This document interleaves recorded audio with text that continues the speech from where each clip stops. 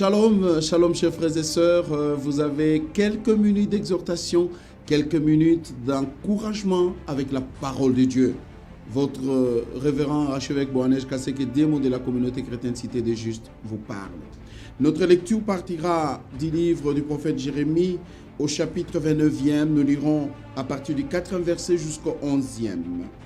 Ainsi parle l'Éternel des armées, le Dieu d'Israël, à tous les captifs que j'ai amenés de Jérusalem à Babylone. Bâtissez des maisons et habitez-les, plantez les jardins et mangez-en le fruit. Prenez les femmes et engendrez des fils et des filles. Prenez des femmes pour vos fils et donnez des maris à vos filles, afin qu'elles enfantent des fils et des filles. Multipliez là où vous êtes et ne diminuez pas. Recherchez le bien de la ville où je vous ai mené en captivité et priez l'Éternel en sa faveur, parce que votre bonheur dépend du sien.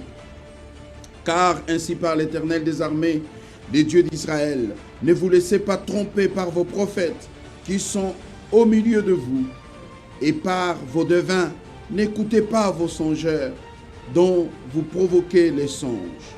Car c'est le mensonge qu'ils vous prophétisent en mon nom. Je ne les ai point envoyés, dit l'Éternel. Mais voici ce que dit l'Éternel des armées.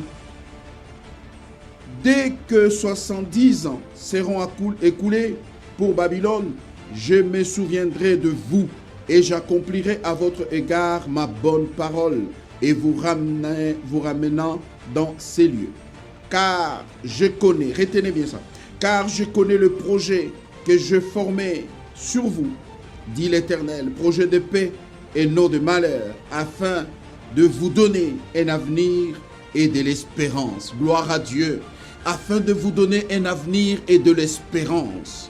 Je voudrais intituler mon exhortation, Dieu connaît le plan et le projet qu'il a pour toi, ne t'inquiète pas. Et écoutez mes amis, Israël est en captivité. Et l'Éternel lui rappelle que c'est moi qui ai voulu que tu quittes Jérusalem pour aller à Babylone en captivité. Mais je te donne le principe de vivre en captivité.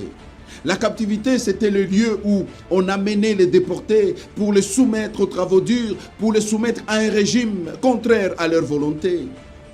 Israël a vécu ces choses, mais Dieu avait promis. Je voudrais annoncer à quelqu'un que les promesses de Dieu s'accomplissent toujours. Ce qu'il a dit, il le fera.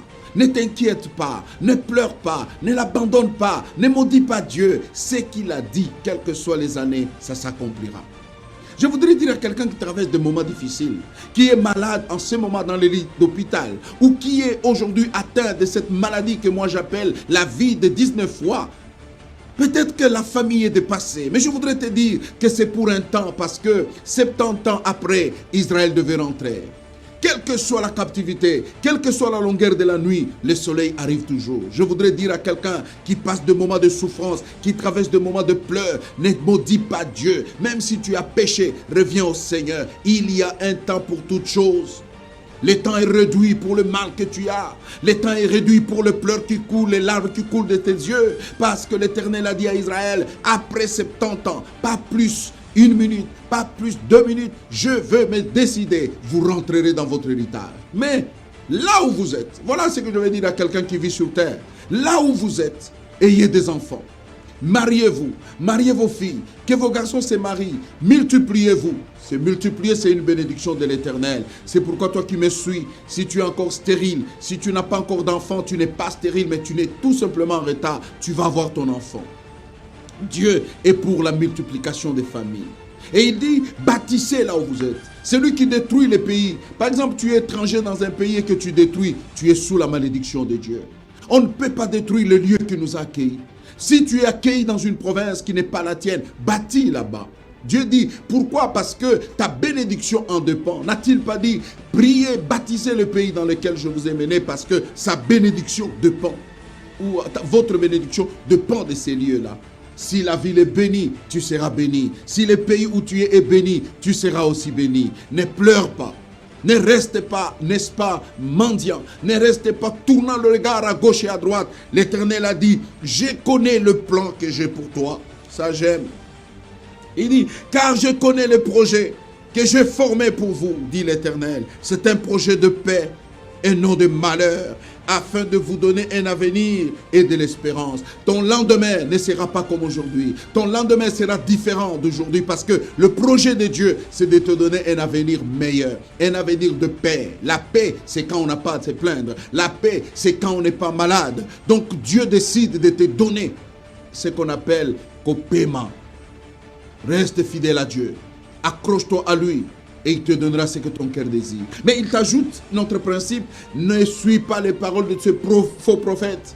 Ces prophètes de mensonges, ces prophètes qui vendent le vent, ceux qui vous vendent de l'huile, qui vous vendent des audiences, ceux qui ont tourné la parole de Dieu à un business pour gagner du pain. Non, suivez la parole de Dieu, la seule parole qui est écrite dans la Bible, c'est elle qui nous donne la vie.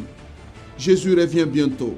Tout ce qu'on t'enseignera, tout ce qu'on te dira qu'on pratique, si ce n'est pas inscrit, ne les obéissez pas. L'heure est grave, c'est l'heure de l'obscurité. Même la maladie qui circule n'a pas longtemps, n'a pas une longue vie. Elle va s'arrêter parce que l'Éternel dit, je connais le plan que j'ai pour toi. Ma soeur et mon frère, si Dieu a décidé de nous guérir demain et de faire disparaître cette maladie, personne ne le retiendra. Retiens que Dieu a un plan pour toi. Tu n'as pas à te plaindre. Dieu t'aime et il va te libérer au nom de Jésus. Partout où vous nous suivez, en Europe, en Amérique, en Afrique, partout où vous êtes, ici au Congo, je m'adresse surtout à vous, les fils et les filles de la cité des justes. Que la grâce de Dieu soit sur vous et que Dieu vous bénisse. Et multipliez cette parole, partagez-la et la gloire tombera sur les Congos. Les Congos n'est pas maudit. Dieu connaît ton plan et il agira. Amen.